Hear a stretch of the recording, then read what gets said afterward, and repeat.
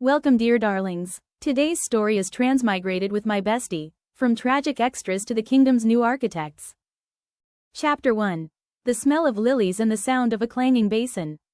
The transition from living to elsewhere wasn't a tunnel of light or a choir of angels.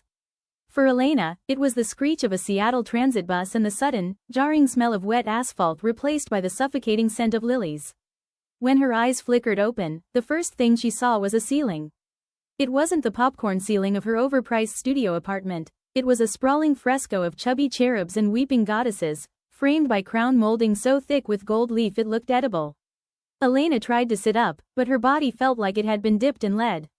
Her limbs were heavy, her head throbbed with a rhythmic, dull ache, and, strangest of all, her skin felt unnaturally smooth.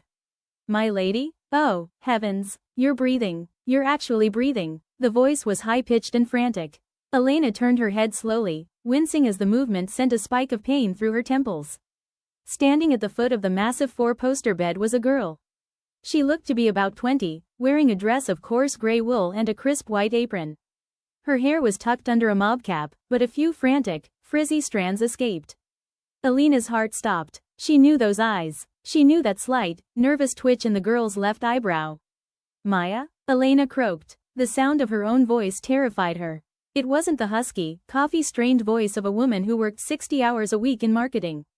It was melodic, rich, and high, like the chime of a silver bell in a cathedral. The maid's eyes widened to the size of saucers. She stumbled backward, her hand catching a silver basin sitting on a mahogany washstand.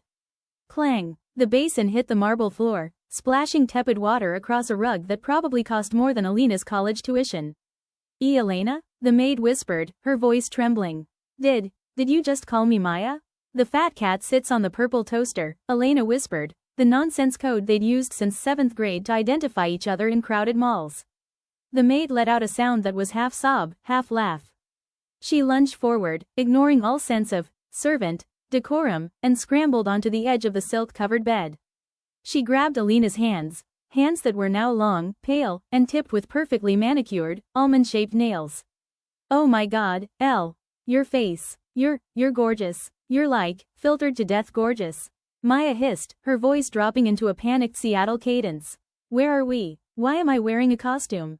Why'd I smell like lye and old floorboards?" Elena sat up fully, the silk sheets sliding down her chest to reveal a nightgown made of lace so delicate it looked like spiderwebs. She looked around the room. The furniture was heavy, dark, and ornate. Tall windows looked out over a sprawling, manicured estate that screamed European aristocracy with a side of imminent revolution. "We aren't in Seattle, Maya," Elena said, her mind racing. "Look at the crest on that wardrobe.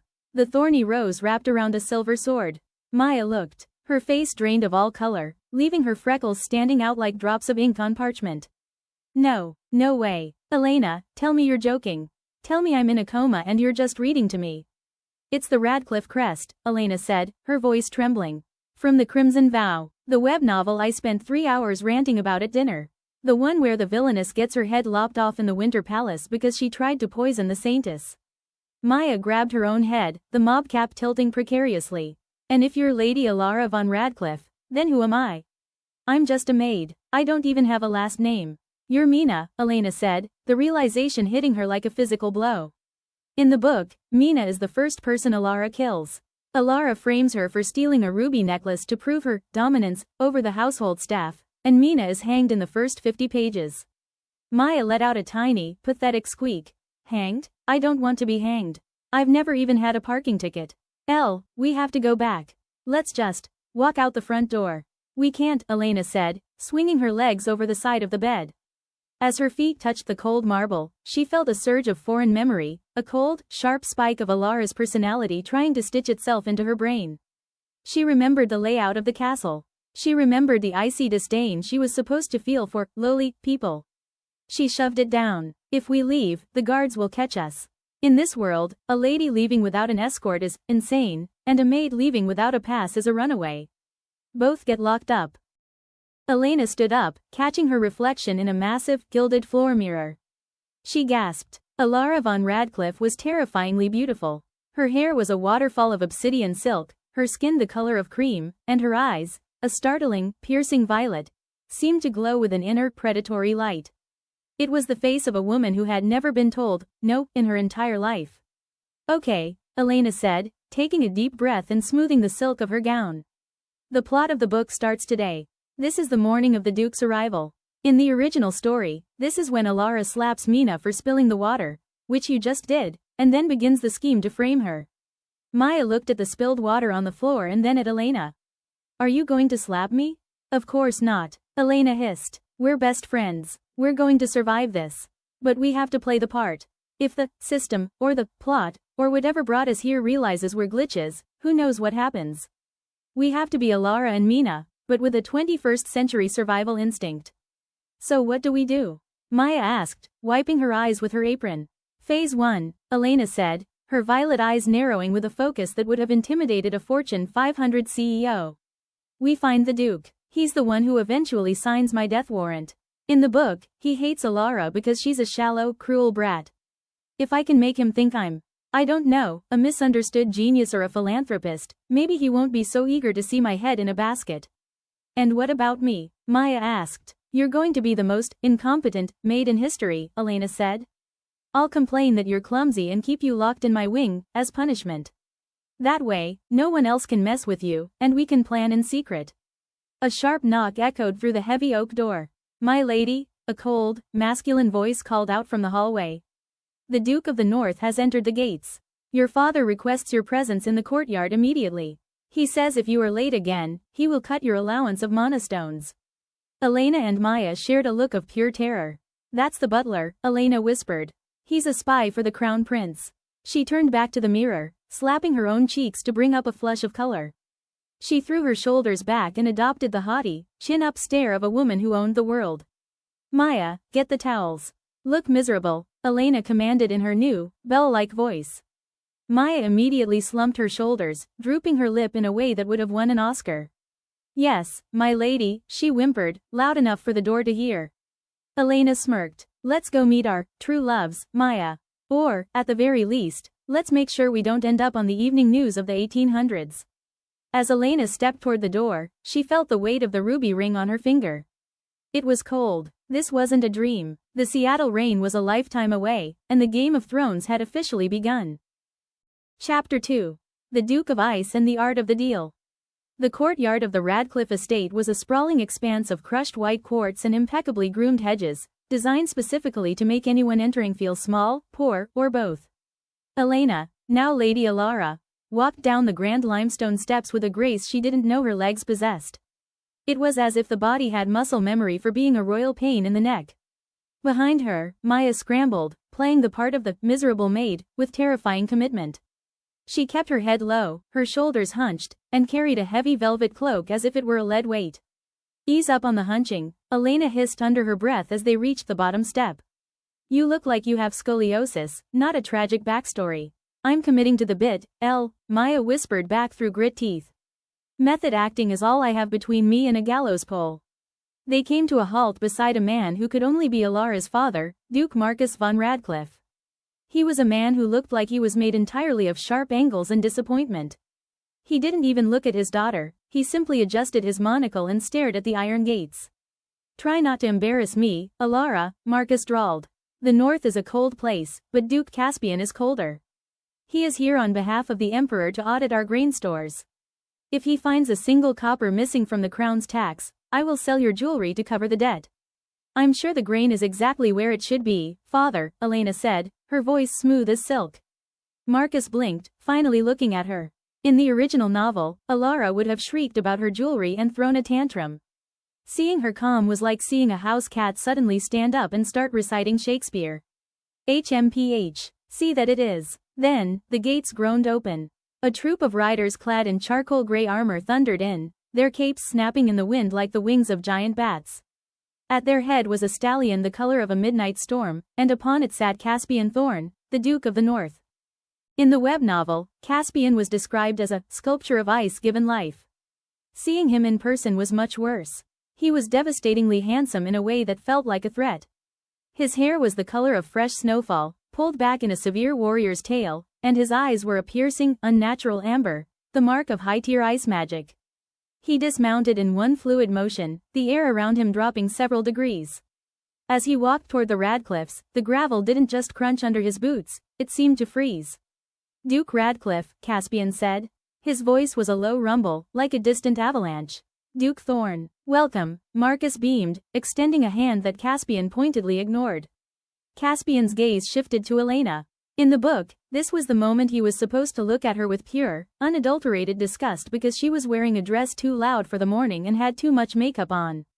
But Elena had dressed herself in a muted, charcoal gray gown with silver embroidery, the colors of the north. She had wiped off the garish rouge and left her hair in a simple, elegant braid. Caspian's golden eyes narrowed. He lingered on her face for a second too long. "And this must be Lady Alara.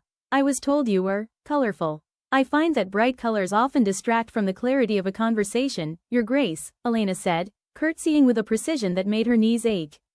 "And since you are here for an audit, I thought clarity should be our priority." Caspian went still. Clarity. An interesting word for a Radcliffe to use.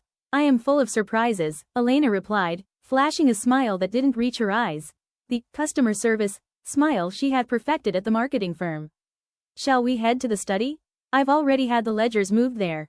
I've also taken the liberty of organizing them by fiscal quarter and categorizing the surplus by moisture retention levels." Maya, standing behind her, accidentally let out a small snort. Caspian's eyes darted to her. "And who is this?" he asked, his voice sharpening like a blade. "My maid, Mina," Elena said quickly, stepping slightly in front of Maya.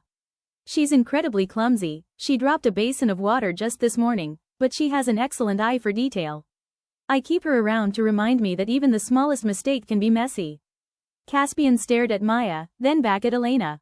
A maid who looks like she wants to bolt, and a lady who speaks like a tax collector. The rumors of your household were greatly understated. The study, a battle of wit and wood fire. The study was dim, lit by a roaring fire and the glow of several mana stones. Caspian sat across from Elena, flipping through the ledgers she had meticulously forged, well, adjusted, based on her memory of the book's plot. She knew exactly where the old steward had been stealing money, and she had spent the last 2 hours before the Duke's arrival, finding the errors and correcting them. "This is impossible," Caspian muttered, his gloved finger tracing a line of numbers. "These accounts were a disaster 6 months ago. My spies," he stopped, his jaw tightening. "Your spies were correct, Your Grace," Elena said, leaning back in her velvet chair.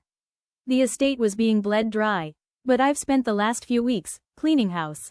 I believe you'll find the missing 3,000 gold pieces have been recovered from the steward's personal accounts and are currently sitting in the village granary in the form of emergency winter rations."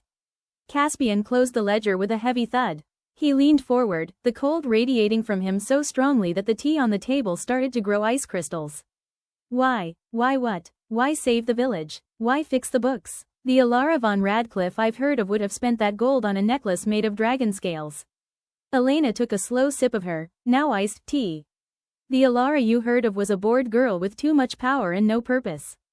The Alara standing before you realized that if the peasants starve, there is no one to weave the silk for her dresses. It's called enlightened self-interest, Your Grace. You should try it." Caspian stared at her. For the first time, the icy mask slipped. He looked bewildered, intrigued, and, most dangerously, he looked like he wanted to know more. "You speak as if you are from another world," he whispered. Elena's heart skipped a beat. Too close, too close. "I merely grew up, Duke Thorn. Death has a way of clarifying one's priorities. The training grounds, the night and the klutz." While Elena was playing 4D chess with the Duke, Maya was having a much more physical problem. She had been sent to the training grounds to bring water to the knights, a task designed to keep her out of the way, but one that put her directly in the path of Sir Alistair. Alistair was currently mid-swing, his practice sword a blur of steel. He was a mountain of a man, with scarred knuckles and a jawline that could cut glass. He was the shield of the North, a man who lived and breathed duty. Maya, lost in thought about how she was going to explain germ theory to a world that used leeches, didn't see the squire backing up. Thump! Maya went flying. The wooden bucket in her hands flipped into the air, drenching her from head to toe in cold well water. She landed hard on her backside, let out a very unmaid-like string of Seattle-based profanity, and sat there dripping. The training yard went silent. Alistair stopped his swing. He walked over, his shadow looming over her. He didn't offer a hand. He just looked down at her with a confused frown. "You have a very creative vocabulary for a servant." Maya looked up, squinting through the water dripping from her eyelashes. And you have a very large sword for a man standing in a splash zone. A little warning next time? The knights gasped. No one spoke to Alistair like that. Alistair's eyes narrowed. He knelt, his armor clanking. He reached out, and for a second, Maya thought he was going to strike her. Instead, he gripped her chin, tilting her head left and right. "You're the one," he murmured.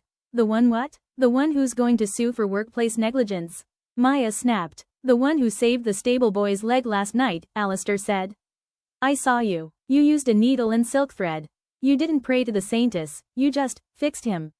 Where did you learn to stitch flesh like a tailor?" Maya's heart hammered. My grandmother was a midwife. We don't believe in leeches. They're gross." Alistair let go of her chin, his expression unreadable. He stood up and, to everyone's shock, extended a hand to pull her up. His palm was calloused and warm, the only warm thing in this frozen estate. "Your grandmother was a wise woman," Alistair said. "The next time you decide to swear like a sailor, do it near the barracks. The men could use some new material." As he walked away, Maya stayed there, hands still tingling from his touch. "Oh no," she whispered to herself. "He's hot. This is going to make escaping so much harder." The night falls. Late that night, Elena and Maya met in the secret passage behind the library. "The Duke thinks I'm a tax genius," Elena whispered. "The captain thinks I'm a foul-mouthed combat medic," Maya whispered back. They looked at each other, the reality of their situation sinking in. They were changing the plot. They were making the men who were supposed to kill them fall for them instead. "We're playing with fire, Maya said. "No," Elena said, looking out the window at the North Star.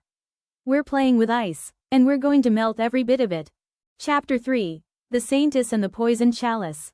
The arrival of the Duke had been a storm, but the arrival of the Saintess was a cataclysm. In the world of the Crimson Vow, Isabella was the sun around which all planets orbited. She was a girl from our world, or so the book hinted, who had arrived with a pure heart and the ability to heal with a touch.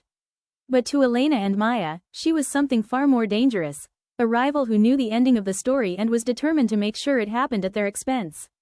The courtyard was once again packed, but this time, the air didn't chill. It grew cloyingly sweet, the scent of jasmine and frankincense wafting from a carriage draped in white silk and gold filigree. "She's here," Elena whispered, standing on the balcony with Maya.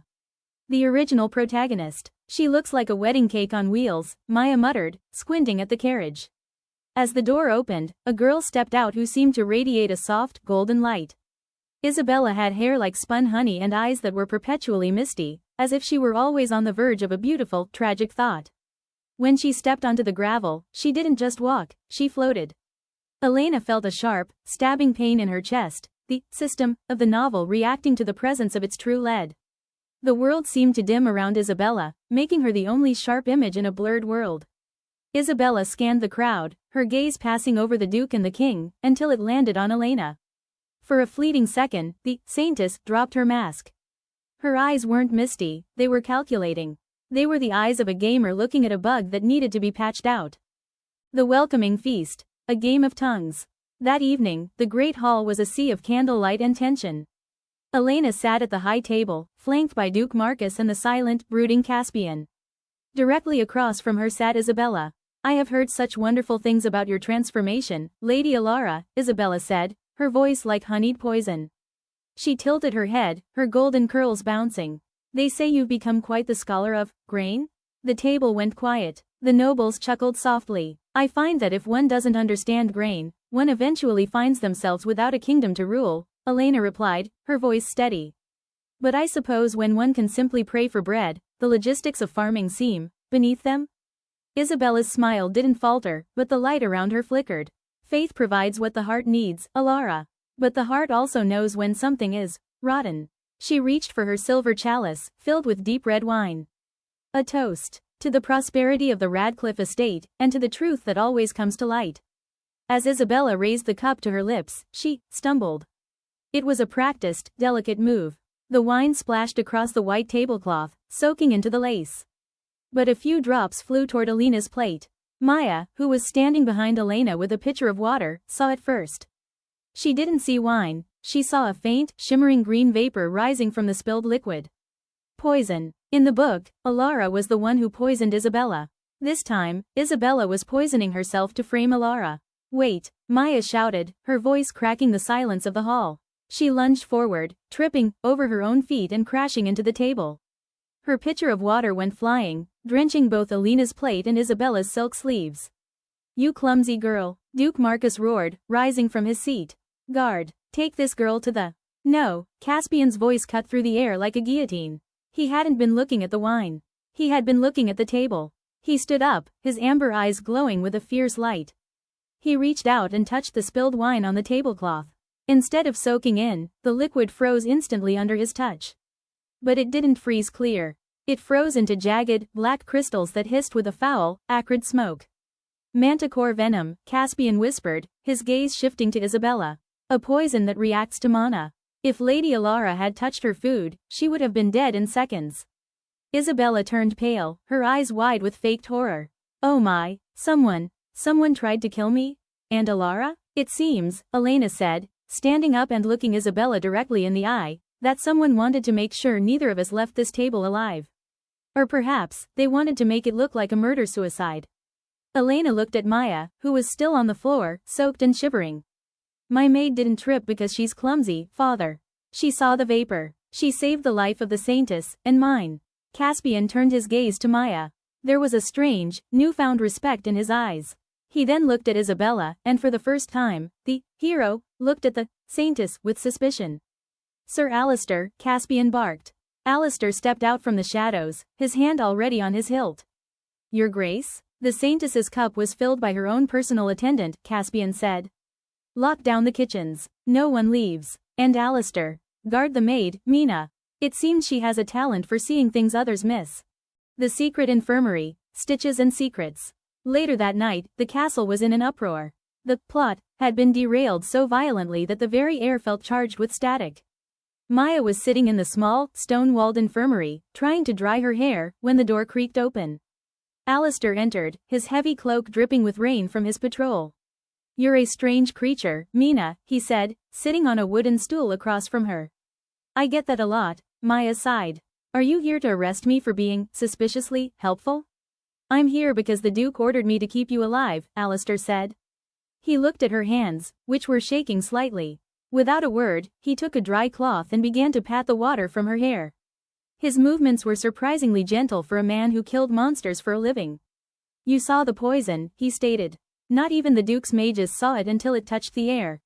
I have a sensitive nose, Maya lied. Back in my village, we had a lot of snakes. You learn the smell. Alistair stopped. He leaned in close, his face inches from hers. Maya could smell leather, rain, and something warm and metallic. You aren't a maid, he whispered. Your hands aren't calloused enough from scrubbing, and you look at the king as if he's just a man, not a god. Who are you? Maya felt her heart thumping against her ribs. She could tell him a lie, or she could tell him the truth, at least, a version of it. I'm someone who shouldn't be here, Maya said, her voice barely a whisper. And I'm just trying to make sure my friend doesn't die for a crime she didn't commit. Alistair stared at her for a long time. Then, he did something he had never done in the original novel. He smiled. It was a small, crooked thing, but it transformed his face. Then we have that in common, he said. I don't care where you came from, Mina. But as long as you are in this castle, my sword is yours. The balcony. A cold proposal. On the high balcony, Elena stood looking out at the frozen mountains. The wind whipped her hair around her face.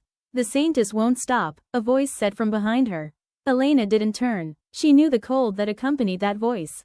I know, Caspian. She is the pillar of the church, Caspian said, stepping up beside her. If you move against her, the kingdom will burn. Why risk yourself for a maid? Why stay in this nest of vipers? Elena turned to him. The moonlight caught the violet of her eyes, making them look like twin stars. Because that maid is the only person in this world who actually knows me.